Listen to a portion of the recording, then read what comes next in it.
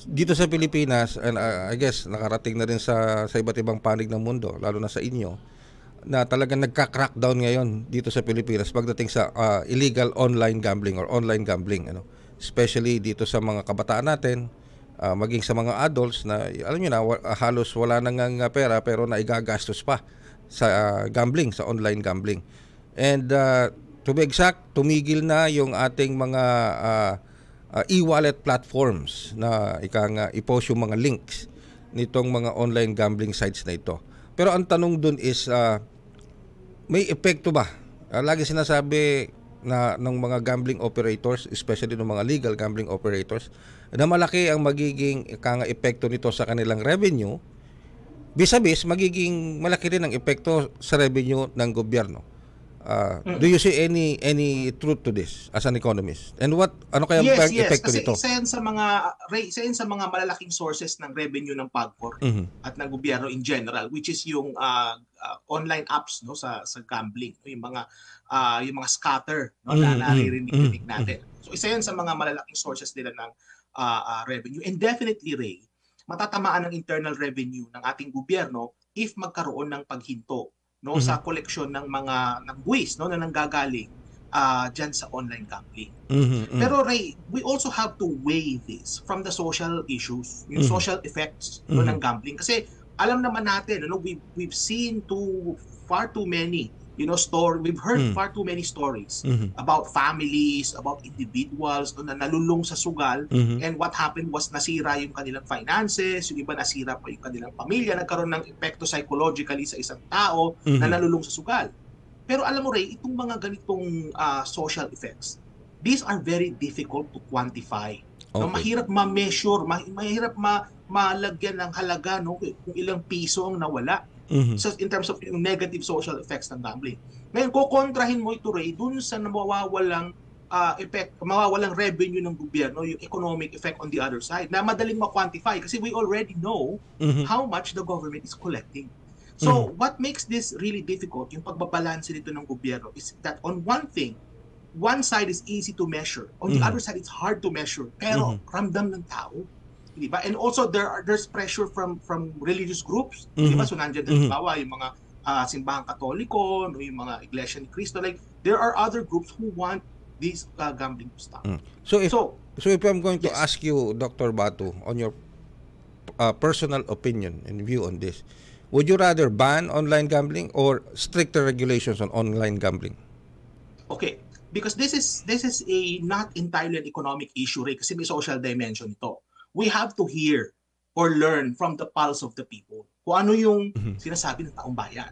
And to date, alam mo, nag-research ako nito, Ray, I was trying to find a survey, no, or an opinion poll on people's attitudes towards online gambling. Okay. So, at unfortunately, wala pa ako nakita. Meron ako nakita ng isang study, pero it's about ang kanilang sample, Ray, mga gamblers, yung mga players. Okay. No? Kumbaga, kailangan mas balancing sample, representative of the population. So wala pa ngayon. So sa palagay ko, no, kung may nakikinig sa atin, Ray, no, na mga nasa gobyerno o kaya ng mga nasa opinion polling sa Pilipinas, baka pwede mag-conduct kayo ng survey para malaman natin kung anong pulso ng tao. Kasi this, Ray, it transcends economic issue. May social issue dito.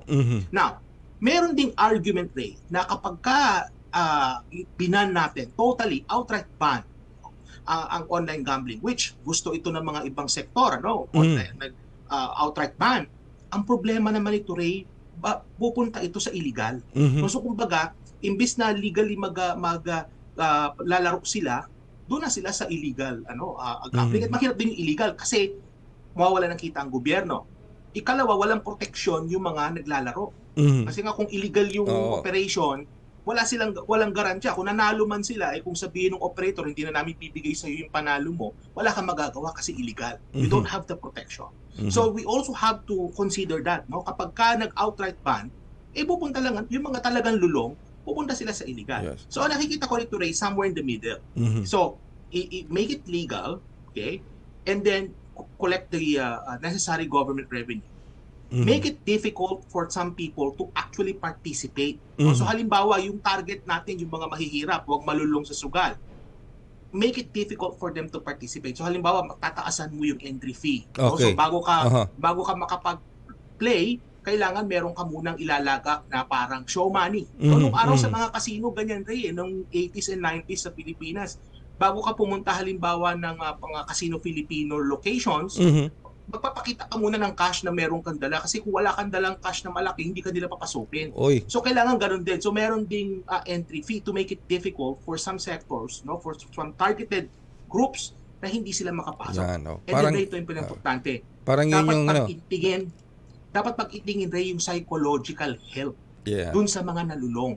Dapat maglaan sila ng pondo dyan, Ray, no, mula sa nakolekta nilang government revenue na matulungan na ma-counsel yung mga nalulung sa sugal para maialis sila dun sa vicious cycle of gambling, Ray. Kasi alam mo, nagiging cycle yan eh. Naglaro ka, atalo ka, and then gusto mong habulin yung talo mo, and then the cycle repeats itself. So, kailangan dyan may psychological intervention. Alright. At para mapondohan yan, pwedeng makuha yan mula dun sa kikitain ng gobyerno. Magandang plano. Thank you very much, Dr. Michael Bato, again for your time and your professional insights and views on the matters are being discussed. Thank you very much. We appreciate your time. Salamat po, Dr. Bato. Always a pleasure to be in your program, Ray. Mabuhay po kayo. Ate pong Filipino-Canadian economist, Dr. Michael